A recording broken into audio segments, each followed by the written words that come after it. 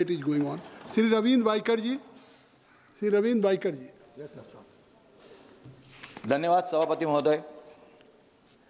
Central excise संशोधन विधेयक 2025, मैं आपका हृदय से आभार व्यक्त करता हूं कि आपने मुझे देश की अर्थव्यवस्था और जन स्वास्थ्य से जुड़े एक अत्यंत महत्वपूर्ण विधेयक सेंट्रल एक्साइज संशोधन विधेयक 2025 पर अपनी बात रखने का अवसर दिया। महोदय, मैं अपनी पार्टी शिवसेना की ओर से इस विधेयक का पूरेपूर समर्थन करता हूं। मैं देश के यशस्वी प्रधानमंत्री श्री नरेंद्र मोदी जी और माननीय वित्त मंत्री श्रीमती निर्मला सीतारामन जी को विशेष बधाई देता हूं। उन्होंने न केवल देश के राजस्व को सुरक्षित रखने के लिए बल्कि देश की युवा पीढ़ी को नशे के चुंगल से बचाने के लिए ये साहसिक और दूरदर्शी कदम उठाया है। जीएसटी और इनकम टैक्स रिफॉर्म्स के बाद ये एक और ऐतिहासिक सुधार यानी रिफॉर्म है जो विकसित भारत और स्वस्थ भारत की नींव को मजबूत करेगा।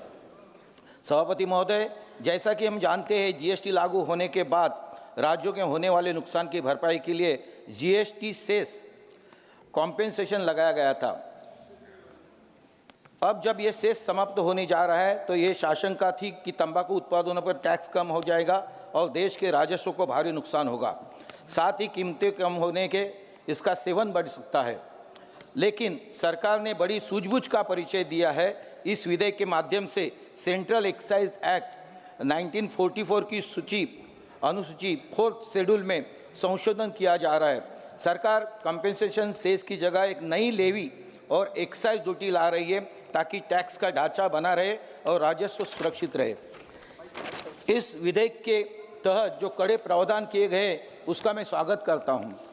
तंबाकू और उससे जुड़े उत्पादन पर 40% जीएसटी के ऊपर अब 70% या उससे अधिक का सेस लगाने का प्रस्ताव है। जो माननीय वित्त मंत्री ने कहा था कि जीएसटी हम 40% के ऊपर नहीं जा सकते, तो ये सेस 70% का उससे अधिक का भार सेस लगाने का प्रस्ताव किया है। सिगारेट पर उसकी लंबाई यानी लेंथ और फिल्टर के आधार पर 2,700 रुपये से लेकर 11,000 रुपये प्रति हजार स्टिक्स तक की स्पेसिफिक ड्यूटी तय की गई है। इतना ही नहीं है, अनमैच्योर टैबेको पर 60 से 70% और निकोटीन इनहेलेशन उत्पादन पर 100% की ड्यूटी लगाने का प्रावधान है। महोदय, ये कदम इसलिए जरूर था क्योंकि सिगारेट, हुक्का, जर्दा और सुगंधित तंबाकू जैसे उत्पादन समाज के लिए घातक है, मगर इन पर टैक्स कम होता तो ये सस्ते हो जाते और समाज में जहर और तेजी से फैलता। सरकार ने टैक्स के बोझ को बराबर रखकर देश हित में फैसला किया है।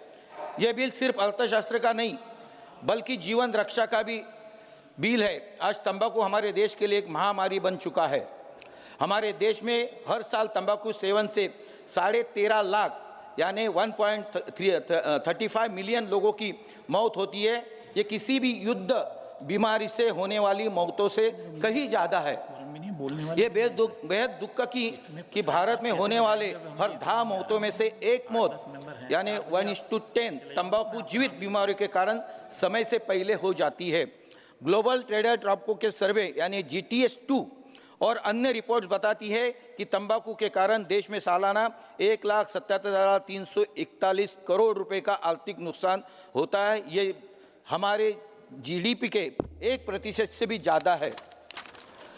हम जितना टैक्स कमाते, एक महत्वपूर्ण चीज़ है कि हम जितना टैक्स कमाते उससे यही ज़्यादा हम तंबाकू से होने वाले कैंसर और अन्य बीमारियों के इलाज पर खर्चा करते हैं। ये महत्वपूर्ण, इसके माध्यम से हमें सीखना पड़ेगा। महोदय, सबसे ज़्यादा चिंता का समय हमारी युवा पीढ़ी है। आज हुक्का बार, वेपिंग मशीन और फ्लेवर तंबाकू के नाम पर युवा को गुमराह किया जा रहा है। एक बार जब कोई युवा उससे चपेट में आ जाता है तो निकलना मुश्किल होता है।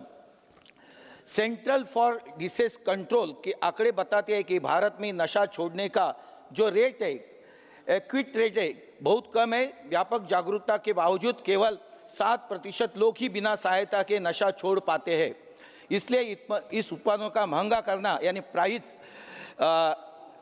बढ़ाना ही युवाओं को इसके लिए दूर रखने का सबसे प्रभावी तरीका है। महोदय, एक जिम्मेदार सरकार का ये दायित्व है कि अपने नागरिकों के फेफड़ों को धुएं जैसे बचाए और ये बिल उसी दिशा में एक सर्जिकल स्ट्राइक है। अंत में इस बिल का समर्थन करते हुए मैं सरकार को कुछ सूचनाएं देना चाहता हूं। राजस्व का उपयोग जो हम लोग ये इससे कमाएंगे, ये टैक्स के माध्यम से, सेस टैक्स के माध्यम से, इसके लिए रेवेन्यू यूटिलाइजेशन के इस बढ़े हुए सेक्स और एक्साइज ड्यूटी से राजस्व प्राप्त होगा, जिसका उपयोग केवल सामान्य बजट में नहीं किया जाए। मेरी मांग है कि इसका एक बड़ा हिस्सा कैंसर अस्पतालों में निर्माण और नशा मुक्ति केंद्रों के लिए यानी रिहैबिलिटेशन सेंटर के लिए उसका उपयोग किया जाए। किसानों के लिए एक वैकल्पिक खेती, अभी कई लोगों ने यहाँ अपने विचार ये किए थे कि किसान ये खेती करता है तो उसका क्या, तो उसके लिए मेरा सुझाव है कि किसानों को वैकल्पिक खेती के लिए, किसान तंबाकू खेती पर निर्भर है, उन्हें वैकल्पिक फसलों यानी अल्टरनेटिव क्रॉप की ओर से लेके जाने के लिए विशेष पैकेज दिया जाए ताकि उनकी उपजीविका पर असर न पड़े। सभापति महोदय, जागरूकता अभियान के लिए स्कूलों और कॉलेज में तंबाकू के खिलाफ अभियान हो और तेजी से किया जाए। मुझे एक और आपके माध्यम से कहना चाहता हूं कि महाराष्ट्र में गुटखा बंदी है, मगर ये गुटखा सरेआम मिल रहा है, यानी तंबाकू के माध्यम से बनाया गया गुटखा ये महाराष्ट्र में सरेआम बेचा जा रहा है। उसे स्ट्रिक्टली बंद किया जाए और उसके ऊपर कानूनी कड़ी से कड़ी सजा हो, ऐसा कानून में डालना चाहिए।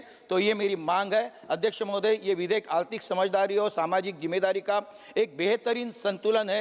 ये केवल खजाने को भरेगा बल्कि कई जिंदगियों की भी बचाएगा। मैं एक बार फिर प्रधानमंत्री मोदी जी से और वित्त मंत्री जी का आभार व्यक्त करता हूं, जिन्होंने पहला सुख निरोगी काया के मंत्र को चरितार्थ लाया किया है। मैं अपनी पार्टी से सेंट्रल एक्साइज अमेंडमेंट बिल 2025 का पूर्ण समर्थन करता हूं। धन्यवाद। श्री अरुण गोविल जी।